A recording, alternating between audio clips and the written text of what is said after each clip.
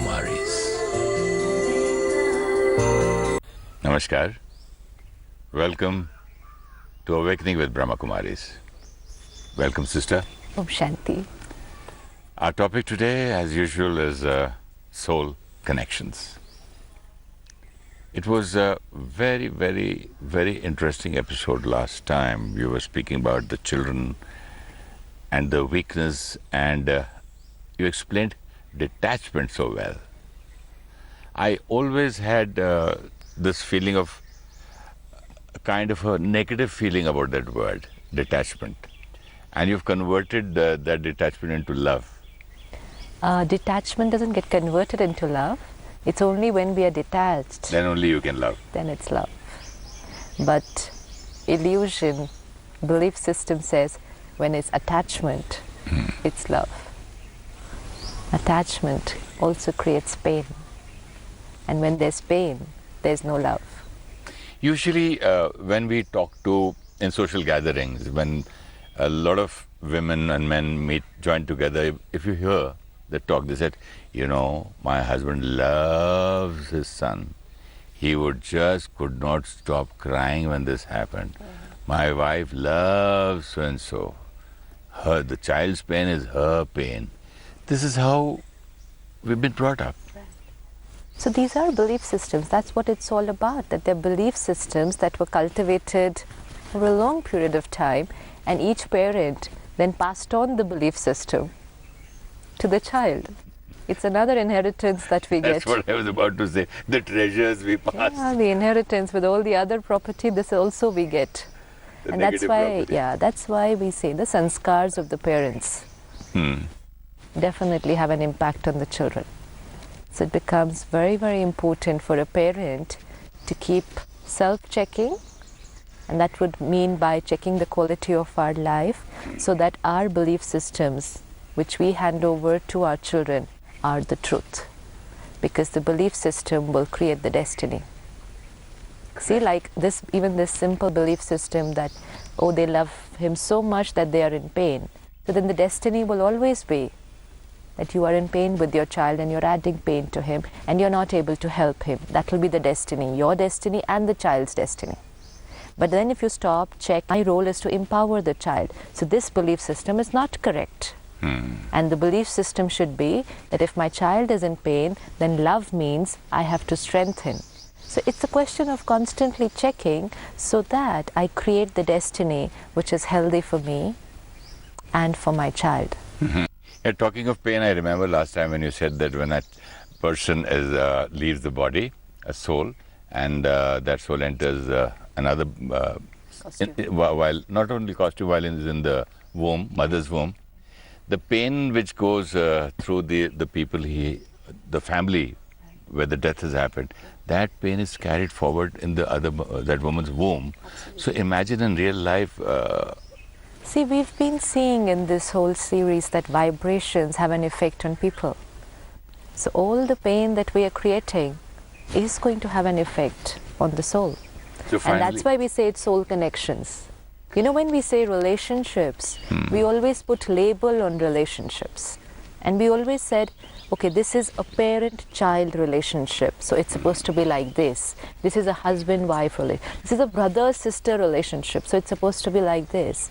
Actually, it's just a soul connection. Yeah, it's just a connection of a soul with a soul, and it's an energy exchange, and the equation for all the energy exchange is the same. Energy in exchange is so wonderful. It is. Actually, tell me one thing. When you and I are speaking and the viewers are watching, are we exchanging energy with these people who are listening to us and watching the TV? Yes, because we're creating thoughts and feelings, vibrations. A lot of people who've been watching Awakening for a very long time share their experience that they are able to take from this program little things back into their life and are able to work with it and are able to create miracles for themselves. But then important is that while we are sharing, we are 100% convinced about what we are talking. What happens very often is that parents think something else and do something else and speak. Say something else. Teach something else. Yeah. I was in a school where there were about 2,000 children, and the children had chosen the topic, can honesty bring success? And then children are so soft and so easy to understand. And they said, okay, fine, we decide, sister, from today, we'll be honest. Okay. Now the children left and they went to their classrooms, and all the teachers gathered after that, and they said, we don't think honesty can bring success. So I said, okay, no problem, let's go back to class and let's talk to all the children. It took 1 hour to share with them that honesty brings success. It'll take half an hour, probably even lesser than that, to say honesty doesn't work. I said, no. We're not to say that to them. To them we have to say honesty brings success. But then what's our own belief system? It doesn't work, it doesn't touch anybody's heart. Why it doesn't touch? What does it mean that it doesn't touch anybody's heart? Because Actually, my belief system is not there, I don't believe in something. Right. How can I transform that kind of energy to you? Because See. the energy which is, when I'm telling a lie, Right. that goes first to you. it's not only when you're telling a lie. Isn't it a lie when I don't believe in something yeah, I but teach let's you? say that your belief system is that honesty doesn't work. But still I have to teach my child. But you're teaching the child honesty is the right policy. Okay? So when you're communicating this to the child, there are two communications happening simultaneously. My thoughts, my belief system is honesty doesn't work. My words are honesty is the way to live.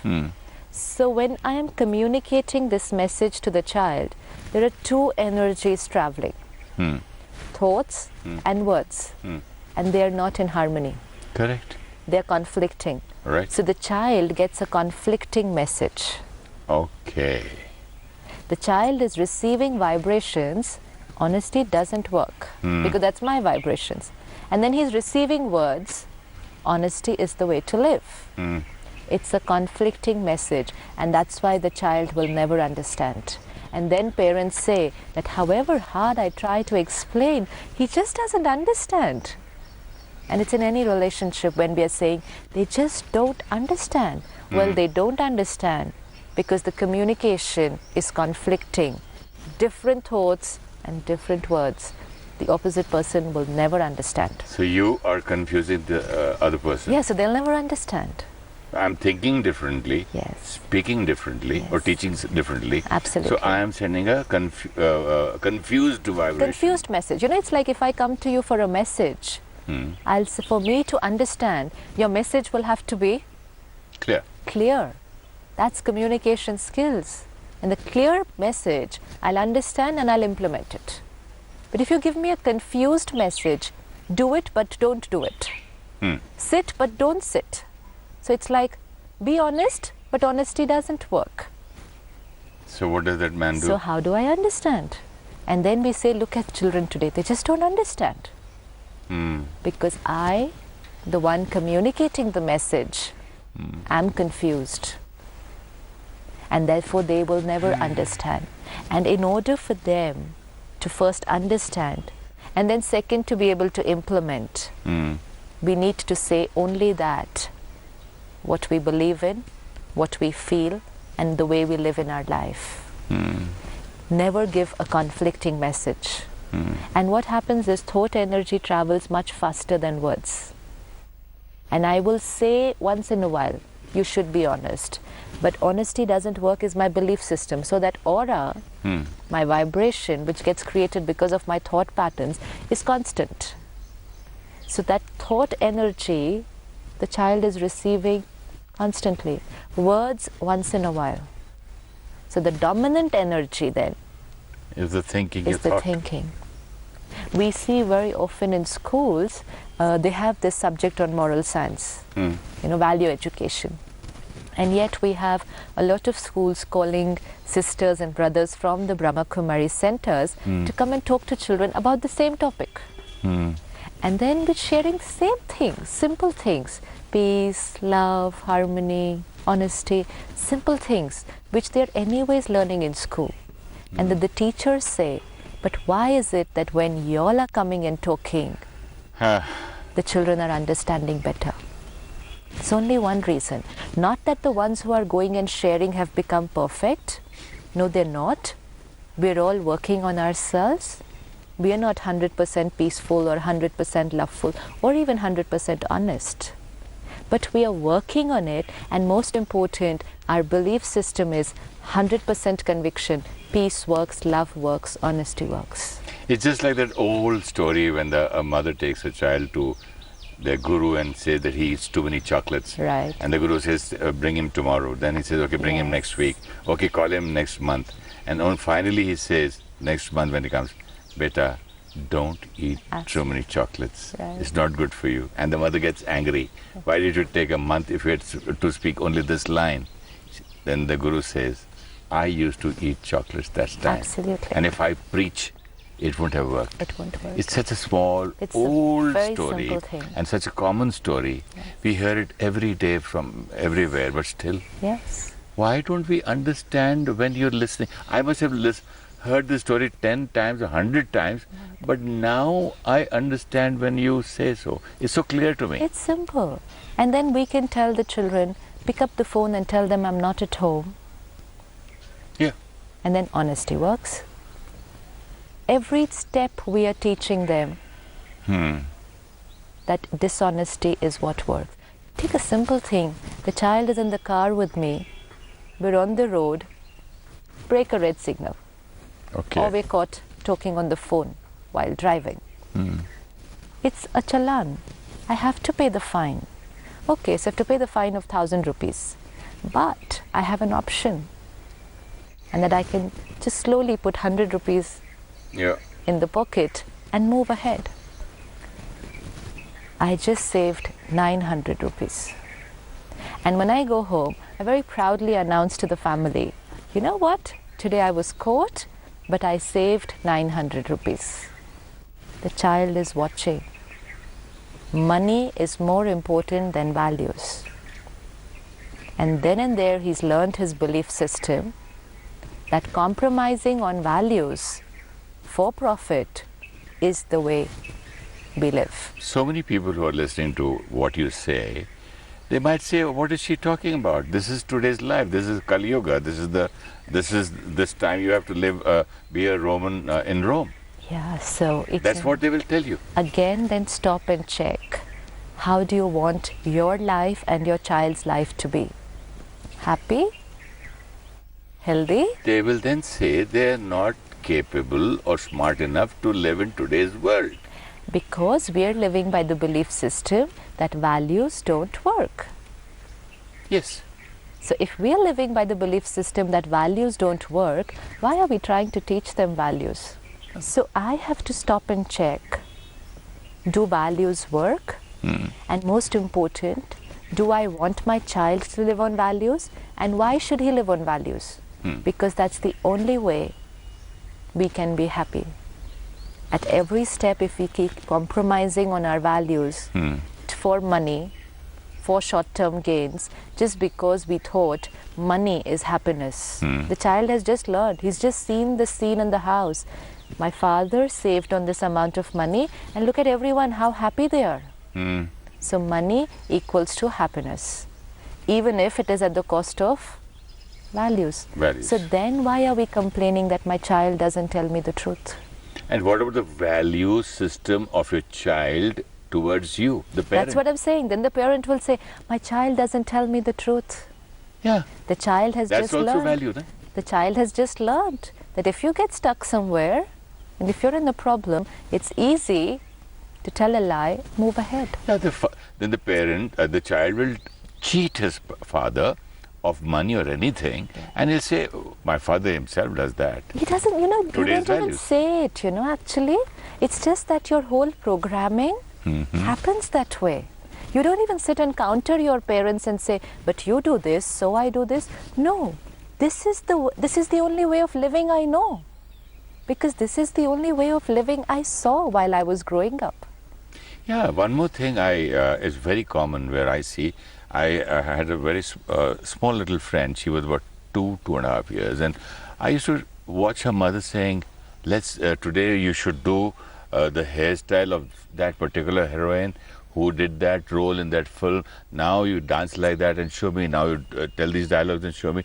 And later on, now after about 15, 18 years, And now she complains that look at her, she's all the time in movies and she wants to become an actress. First, we encourage them to watch television and movies. Then we encourage them to sing like them, dance like them. Wear the same clothes. Wear the same clothes, act like them. And most important, what we do is, whenever there are guests at home, we will say, sing that song and show them. Dance like that and show them.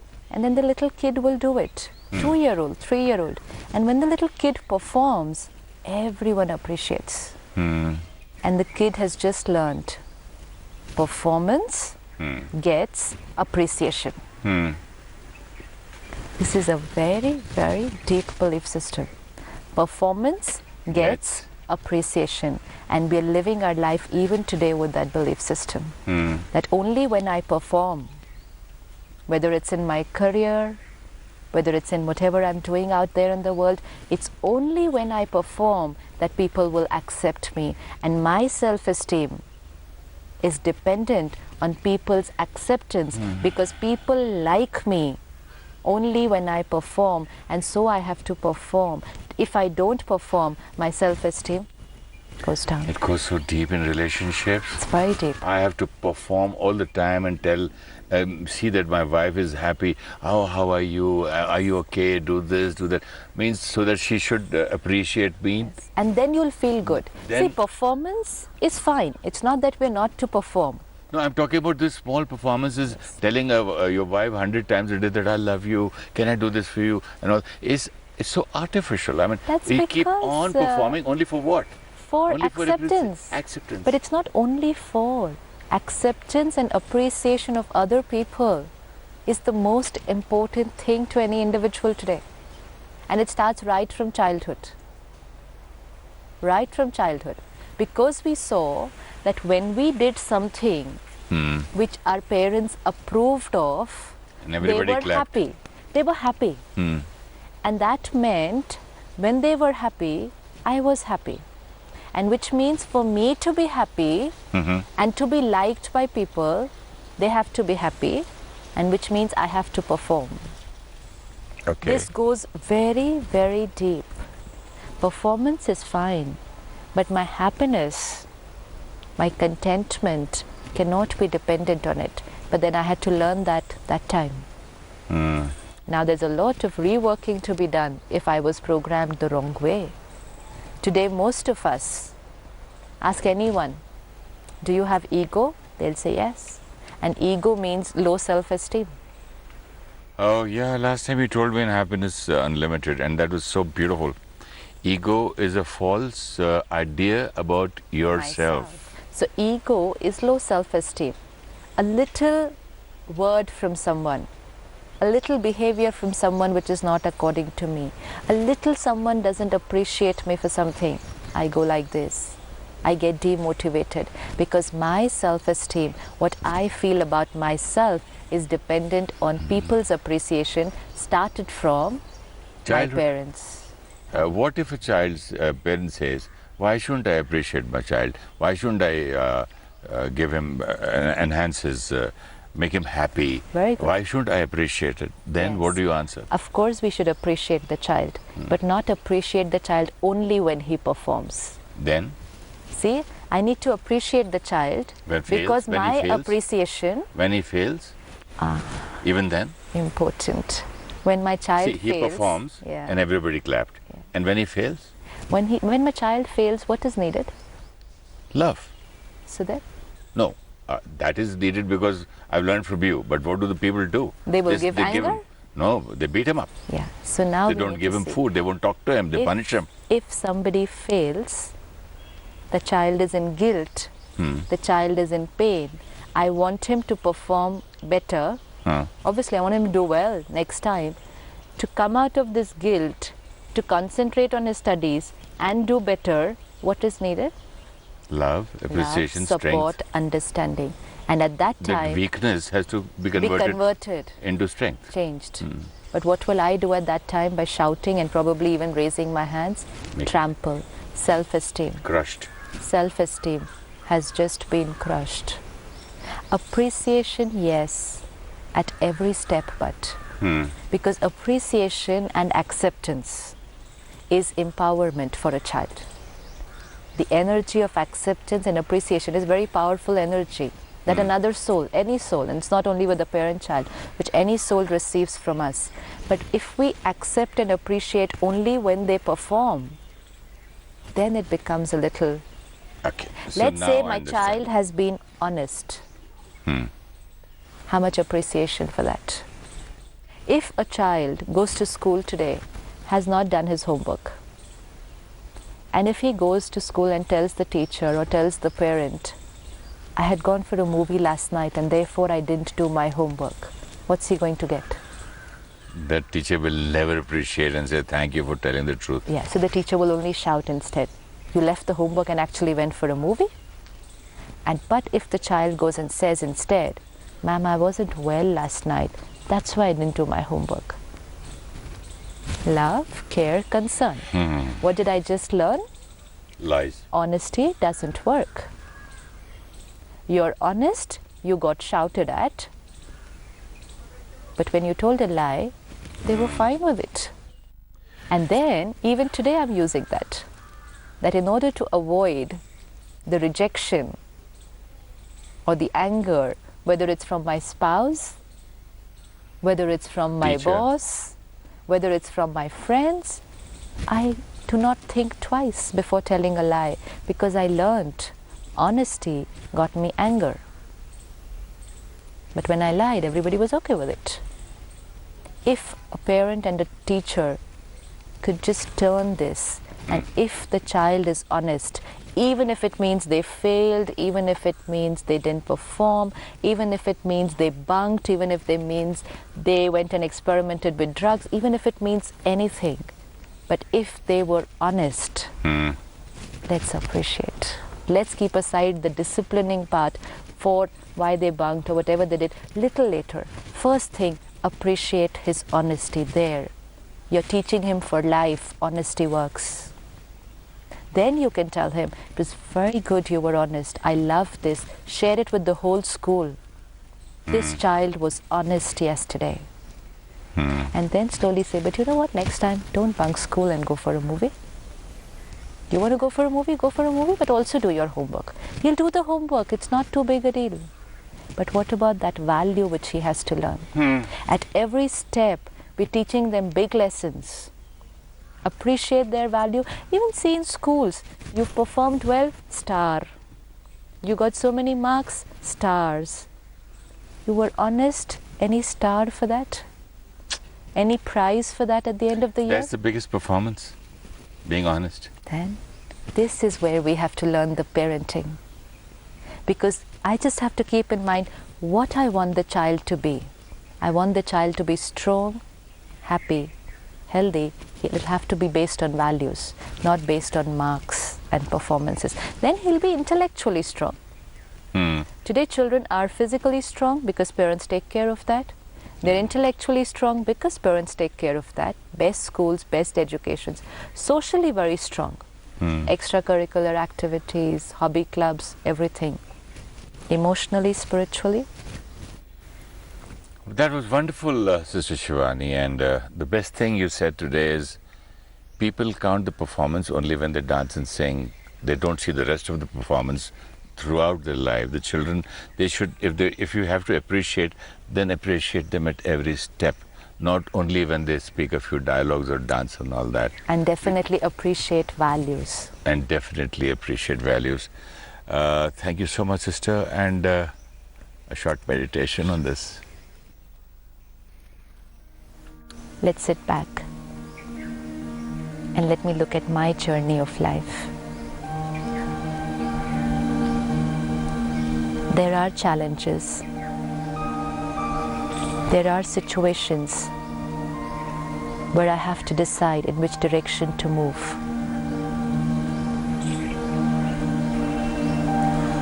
What is my compass on this journey? The compass which will show me the direction so that I never make a mistake.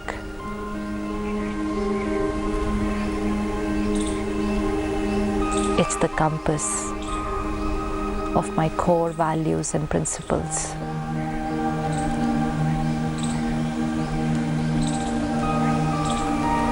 in the biggest crisis, I just have to stop and check what my compass is showing me.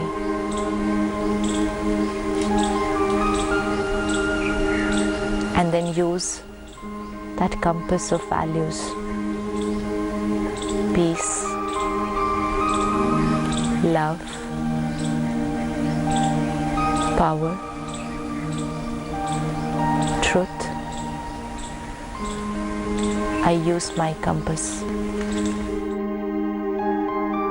And as I use my compass, I strengthen myself.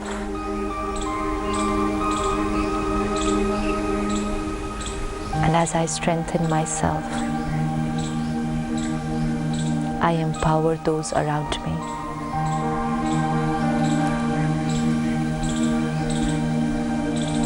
Just watching me, they learn that the compass works. And with the compass in hand, there will be no doubts, no confusions, and no mistakes. I will be heading in life only towards there where I had decided. A journey of bliss, purity, and happiness. Om Shanti. Om Shanti. Thank you. Thank you so much. Parents need to check their belief systems because the children adopt the same belief system and then it becomes theirs for life and their destiny shapes accordingly. Relationships are not labels. Each relationship is only an energy exchange between a soul and a soul. We need to take care of the energy we create and vibrate to everyone. When we communicate, we should say and do only what we firmly believe. If our belief system is different from our words, it sends a conflicting message to others, and then we complain that they do not understand us. Our thoughts radiate continuously, and words are used rarely.